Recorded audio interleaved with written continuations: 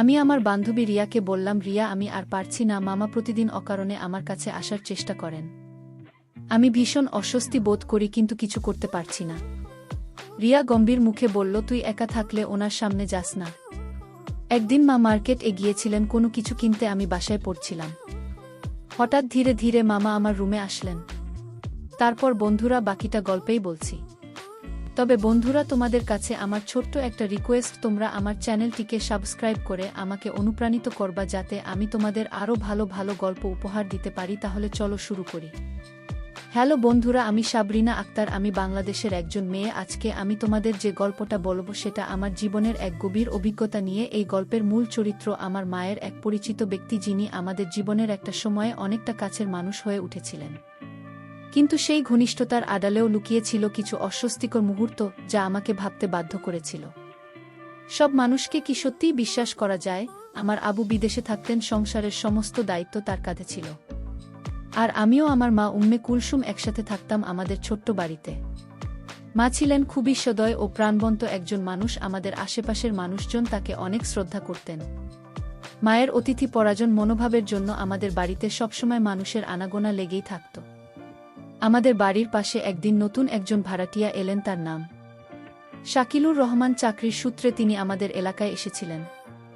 আমি তাকে মামা বলে ডাকতাম, কারণ বয়সে তিনি আমার বাবার মতোই ছিলেন।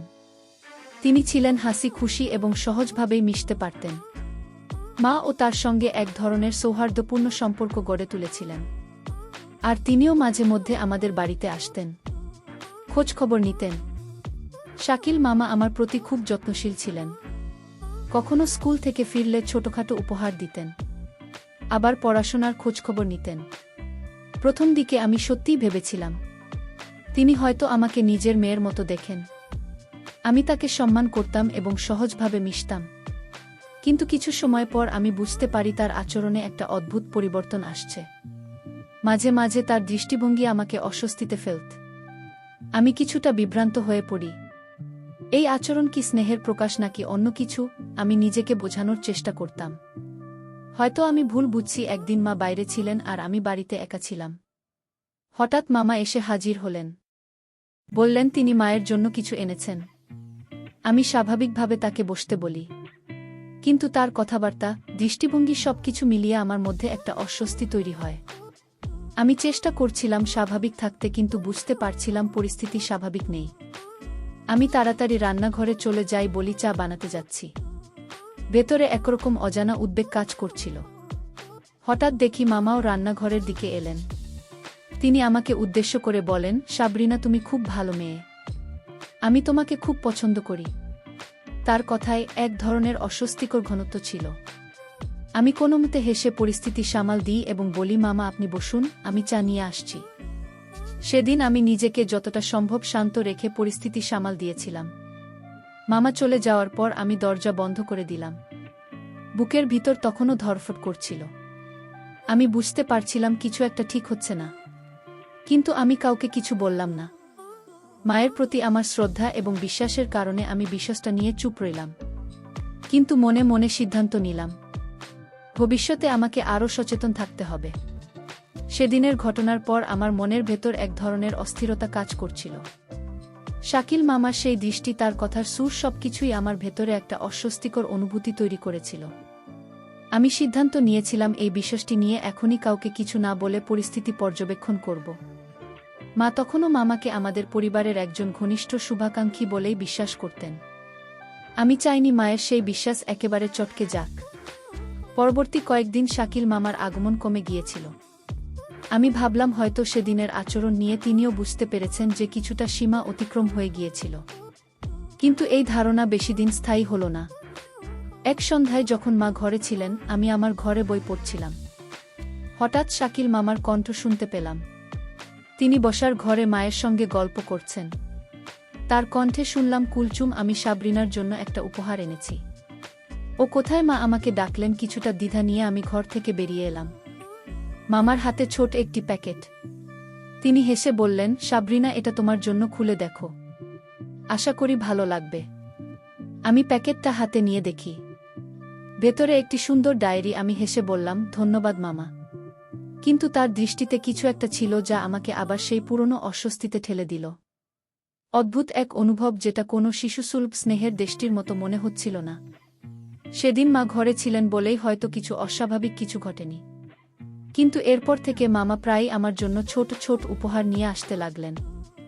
কখনো চকলেট, কখনো বই, আবার কখনো ছোট সাজসজ্জার জিনিস। মা এতে আনন্দ পেতেন, বলতেন, শাকিল ভাই কত ভালো, দেখো তোমার জন্য কত কিছু নিয়ে আসছেন। আমি শুধু মৃদু হাসতাম, কিন্তু আমার মনে সন্দেহর মেঘ ঘন হতে লাগল। একদিন সকালে মা বললেন, সাবরিনা, আমি তোমার খালার বাড়ি যাচ্ছি, আজ ফিরতে দেরি হবে। কিছু দরকার হলে শাকিল ভাই তো পাশেই আছেন, তাকে বলো। আমার বুক ধক করে উঠল। আমি বললাম, মা তুমি চিন্তা করো না, আমি ঠিক আছি। কিন্তু মায়ের যাওয়ার পর থেকে এক অজানা আতঙ্ক ঘিরে ধরল আমাকে। সিদ্ধান্ত নিলাম, আজ সারাদিন ঘরের দরজা বন্ধ রেখেই কাটাব। বিকেলের দিকে মামা এলেন, দরজায় টোকা দিয়ে বললেন, সাবরিনা, আমি শাকিল, তোমার জন্য কিছু এনেছি। দরজাটা খুলো। আমি দরজার কাছে গিয়ে জানালার ফাঁক দিয়ে তাকালাম। দেখলাম তার হাতে একটা প্যাকেট। বললাম, মামা, আমি একটু ব্যস্ত আছি, প্যাকেটটা দরজার সামনে রেখে যান। তিনি হেসে কিছু বললেন না, কিন্তু তার মুখভঙ্গিতে এমন কিছু ছিল যা আমার অস্বস্তি আরও বাড়িয়ে দিল। প্যাকেটটা এনে ঘরে ঢুকে দেখি ভেতরে একটি ছোট নেকলেস। জিনিসটা দেখতে সুন্দর হলেও আমার মনে হচ্ছিল এর পেছনে কোনো উদ্দেশ্য লুকিয়ে আছে। আমি নেকলেসটা একপাশে রেখে দিলাম। সেদিন রাতে মা ফিরে এলে আমি বলতে চেয়েও কিছু বলতে পারলাম না। মা এখনও মামার প্রতি গভীর বিশ্বাস রেখে চলেন। আমি জানতাম আমার বলা হয়তো সহজে বিশ্বাসযোগ্য হবে না। পরদিন সকালে স্কুলে যাওয়ার সময় শাকিল মামাকে দেখলাম। তিনি আমাকে দেখে হেসে বললেন, নেকলেসটা কেমন লাগল সাবরিনা? আমি কিছু না বলে শুধু মাথা নাড়লাম আর দ্রুত রাস্তা পার হলাম। আমার ভেতরে তখন শুধু একটাই প্রশ্ন, তিনি কি সত্যি আমার ভালো চাচ্ছেন নাকি তার ভেতরে অন্য কিছু চলছে? সেদিন সন্ধ্যায় আমি আমার ডায়েরিতে সবকিছু লিখে রাখলাম। আমি অনুভব করছিলাম এসব ঘটনা নীরবে রাখার চেয়ে লিখে রাখা ভালো, কারণ যদি পরিস্থিতি একদিন সত্যি গুরুতর হয়ে দাঁড়ায়, তাহলে এই লেখাগুলো হতে পারে আমার একমাত্র প্রমাণ। আমি নিজেকে বোঝালাম, সাবরিনা, তুমি ভয় পেও না, তুমি নিজের সুরক্ষা নিশ্চিত করবে। আমার ভেতরে জন্ম নিল এক দৃঢ় সংকল্প, নিজেকে রক্ষা করব, সম্মান নিয়ে বাঁচব। শাকিল মামার আচরণ আমাকে দিনে দিনে আরও সতর্ক করে তুলছিল। আমি সিদ্ধান্ত নিয়েছিলাম তাকে এড়িয়ে চলব এবং কখনই তার সঙ্গে একা কোনো পরিস্থিতিতে থাকব না। কিন্তু বাস্তবে সেটা করা খুব সহজ ছিল না। তিনি আমাদের পরিবারের এতটাই কাছের একজন হয়ে উঠেছিলেন যে তার উপস্থিতি পুরোপুরি এড়ানো কঠিন ছিল। মা তার প্রতি অগাধ আস্থা রাখতেন, আর আমি এখনও সেই আস্থা ভাঙার মতো শক্তি খুঁজে পাইনি। একদিন সকালে আমি স্কুলের জন্য তৈরি হচ্ছিলাম। মা তখন রান্নাঘরে ব্যস্ত। হঠাৎ দেখি শাকিল মামা আমাদের বাড়িতে এলেন। তিনি মায়ের সঙ্গে গল্প করতে করতে আমার দিকে তাকালেন সেই অস্বস্তিকর দৃষ্টিতে। বললেন, সাবরিনা, আজ স্কুলে যাচ্ছ? আমারও এদিকে যেতে হবে, চাইলে একসাথে যাই। আমার মনটা অস্থির হয়ে উঠল। আমি দ্রুত জবাব দিলাম, না মামা, আমার বান্ধবী আসছে, আমরা একসাথে যাব। মা হেসে বললেন, শাকিল ভাই, আপনি তো খুব খেয়াল রাখেন আমাদের সবার। আমি শুধু মাথা নেড়ে তাড়াতাড়ি বাড়ি থেকে বেরিয়ে পড়লাম। স্কুলে গিয়েও মন বসছিল না। আমি আমার ঘনিষ্ঠ বান্ধবী রিয়ার কাছে শাকিল মামার সম্পর্কে কিছু বলতে চাইলাম, কিন্তু শুরুটা করতে পারছিলাম না। শেষ পর্যন্ত বললাম, রিয়া, একটা সমস্যা হচ্ছে। আমাদের পাশের বাড়ির মামা, উনি আমার প্রতি একটু বেশি নজর দেন। আমি অস্বস্তি বোধ করি। রিয়া একটু থেমে বলল, সাবরিনা, তুই সাবধানে থাক, এইসব জিনিস হালকাভাবে নিস না, তোর মাকে বলা যায় না। আমি বললাম, মা ওনাকে খুব বিশ্বাস করে, তাই কিছু বললে হয়তো বিশ্বাসই করবে না। রিয়া বলল, তাহলে তুই কখনো একা থাকিস না, আর কিছু হলে আমাকে জানাস। রিয়ার কথাগুলো আমাকে কিছুটা সাহস দিল। আমি মনে মনে স্থির করলাম, এখন থেকে আমি আমার প্রতিটি পদক্ষেপ খুব সতর্কভাবে চালাব।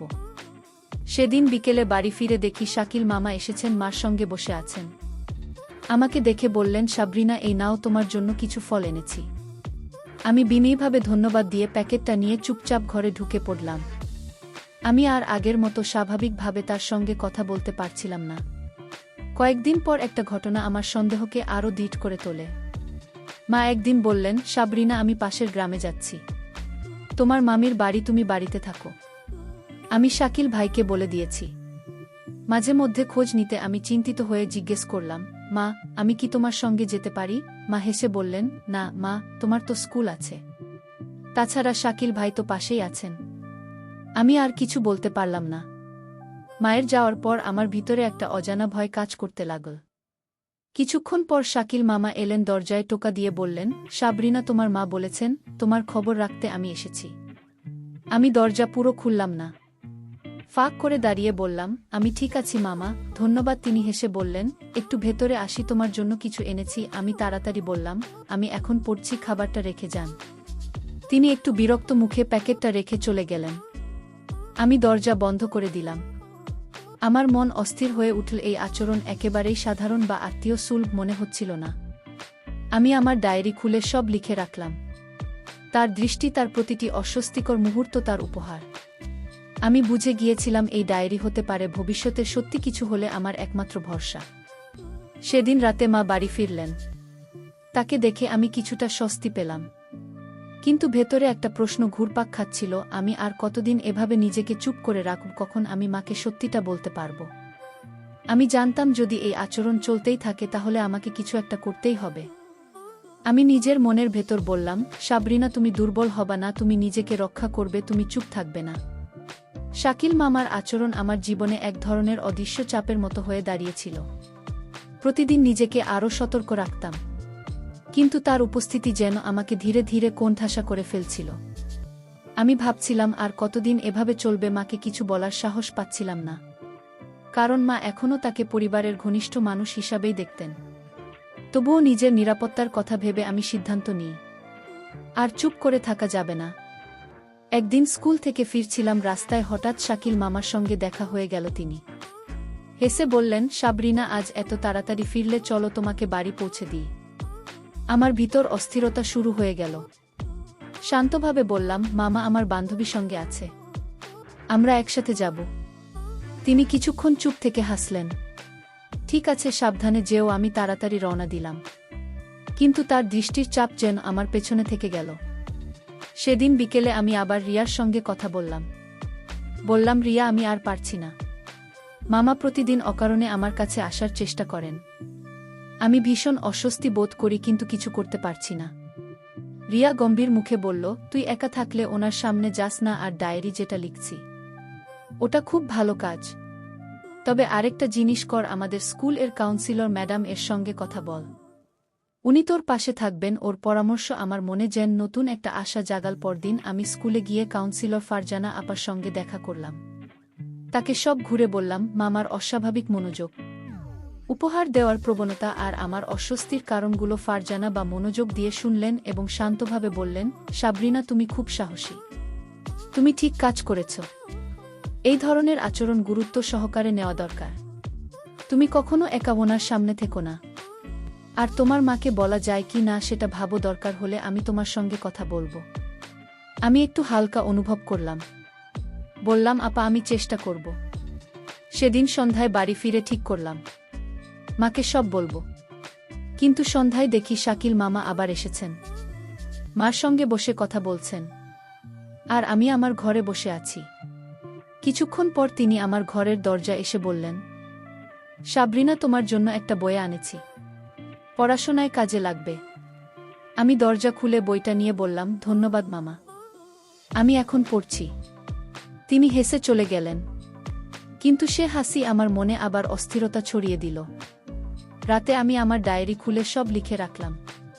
তার অয়াচিত মনোযোগ, কথাবার্তা, উপহারের কথা, সবকিছু বিস্তারিতভাবে লিখলাম। আমি বুঝছিলাম এই ডায়েরিটাই এখন আমার আত্মরক্ষার একমাত্র সহায়ক হতে পারে, কারণ পরিস্থিতি যদি আরও জটিল হয়ে ওঠে তাহলে লেখাগুলোই প্রমাণ হতে পারে।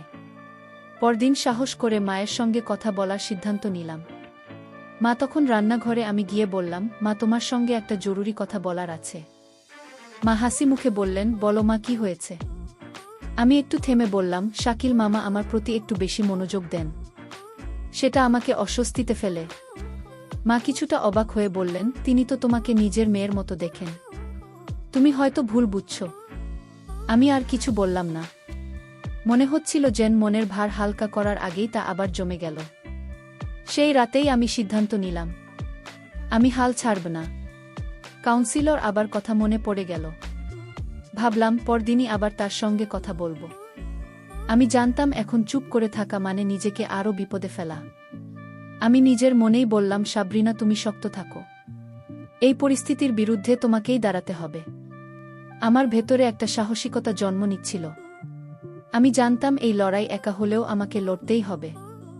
মাকে বলার চেষ্টা করেও আমি বুঝে গিয়েছিলাম শাকিল মামার প্রতি তার বিশ্বাস এত সহজে টলবে না।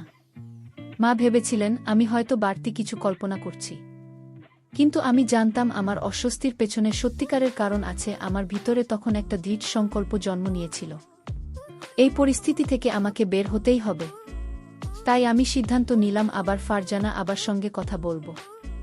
আমি জানতাম তিনি আমাকে সঠিকভাবে গাইড করবেন। পরের দিন স্কুলে গিয়ে আমি ফারজানা আপার সঙ্গে দেখা করলাম। তাকে বললাম, আপা, আমি মাকে বোঝাতে চেয়েছিলাম, কিন্তু মা বুঝতে পারছেন না। আমি এখন খুব অস্বস্তি বোধ করছি, কি করব? আপা মনোযোগ দিয়ে শুনলেন। তারপর বললেন, সাবরিনা, তুমি সাহসী মেয়ে। তুমি যেটা করছো সেটা ঠিক পথ। তুমি চাইলে আমি তোমার মায়ের সঙ্গে কথা বলতে পারি। আর একটা পরামর্শ, যদি কখনো তিনি আবার এমন আচরণ করেন, তুমি তোমার ফোন সেই মুহূর্তের কথাবার্তা রেকর্ড করে রাখতে পারো। এটা ভবিষ্যতে কাজে লাগতে পারে। আমি আপার কথায় নতুন করে শক্তি পেলাম। আমি ঠিক করলাম যদি আরেকবার এমন পরিস্থিতি আসে, আমি ফোন রেকর্ড চালু রাখব। কয়েকদিন পর এক সন্ধ্যায় শাকিল মামা আবার আমাদের বাড়িতে এলেন। মা তখন রান্নাঘরে ছিলেন। মামা আমাকে দেখে বললেন, সাবরিনা, কেমন আছো? তোমার জন্য কিছু এনেছি। আমি ফোনটা পকেটে রেখে রেকর্ড চালু করলাম। হাসিমুখে বললাম, মামা, আপনি সবসময় কেন এত কিছু আনেন? তিনি হেসে বললেন, তুমি আমার খুব প্রিয়, তোমার জন্য ছোট কিছু আনতেই পারি। কথাগুলোর ভেতরে একটা অস্বস্তিকর সুর ছিল, যেটা আগেও আমি অনুভব করেছিলাম। আমি বললাম, মামা, আমি এখন মায়ের কাছে যাচ্ছি। তারপর রান্নাঘরের দিকে চলে গেলাম। রাতে আমি রেকর্ডটা আবার শুনলাম, শাকিল মামার কথার ভঙ্গি, সুর, সব মিলিয়ে আমার মনে আবার সেই অস্বস্তি ফিরে এল। কিন্তু এবার আমি কাঁদিনি, বরং ভেতরে একটা সাহস অনুভব করলাম। রেকর্ডিংটা ফোন সেভ করে রাখলাম। আমি জানতাম এটা এখন আমার পক্ষে সত্যি বলার একটা শক্ত প্রমাণ। পরদিন আবার ফারজানা আবার সঙ্গে দেখা করে রেকর্ডটা শোনালাম। আবার রেকর্ড শুনে গম্ভীরভাবে বললেন, তুমি খুব বুদ্ধিমানের কাজ করেছ সাবরিনা। এই রেকর্ডিং তোমার মাকে বোঝানোর জন্য যথেষ্ট হতে পারে। যদি উনি তখনও বুঝতে না পারেন, আমি তোমার সঙ্গে গিয়ে কথা বলবো। আমি ওনার কথা শুনে একটু স্বস্তি পেলাম। এবার আমি বুঝলাম আমি আর একা নই, আমার পাশে কেউ আছেন। বাড়ি ফিরে আমি মাকে আবার বলার সাহস করলাম। বললাম, মা, আমি যা বলেছিলাম সেটা সত্যি। আমি খুব অস্বস্তি বোধ করি এবং আমি তার কিছু কথাবার্তা রেকর্ড করেছি। তুমি একবার শুনবে? মা একটু অবাক হয়ে ফোনটা নিলেন। রেকর্ডিং শুনে তার মুখ গম্ভীর হয়ে গেল। কিছুক্ষণ চুপ থেকে তিনি শুধু বললেন, সাবরিনা, তুমি ঠিক বলছো, তুমি ঠিক আছো তো? আমি বললাম, মা, আমি এখনও ঠিক আছি, কিন্তু আমি চুপ থাকতে চাই না। মা আমাকে শক্ত করে জড়িয়ে ধরলেন। বললেন, আমি তোকে বুঝতে পারিনি মা, তুই এতদিন একা এসব সহ্য করেছিস। আমি শাকিলার সঙ্গে এই ব্যাপারে কথা বলবো। আমার চোখে জল চলে এলো, কিন্তু এবার সেটা দুঃখের জন্য নয়, এটা ছিল এক ধরনের মুক্তির অনুভূতি। আমি জানতাম এখন একটা পরিবর্তনের শুরু হয়েছে। আমি নিজেকে বললাম, সাবরিনা, তুমি দুর্বল নও, তুমি নিজেকে রক্ষা করতে পারো এবং তুমি এই লড়াই জিতবেই। মা যখন রেকর্ডিংটা শুনলেন, তখন তার চোখে যে বিস্ময় আর দুঃখের ছায়া ফুটে উঠেছিল, তা আমার মনে গভীরভাবে দাগ কেটে গেল। আমি বুঝতে পারলাম শাকিল মামার উপর যে অন্ধ বিশ্বাস ছিল তা এক মুহূর্তেই ভেঙে পড়েছে। মা আমাকে জড়িয়ে ধরে বললেন, সাবরিনা, আমি এতদিন বুঝতে পারিনি তুমি এসব কষ্ট একা সহ্য করেছ। আমি কিছু বলতে পারলাম না, শুধু মায়ের কাঁধে মাথা রেখে চুপ করে থাকলাম। পরদিন সকালে মা আমাকে বললেন, সাবরিনা, আমি তার সঙ্গে কথা বলবো, এটা আর বাড়তে দেব না।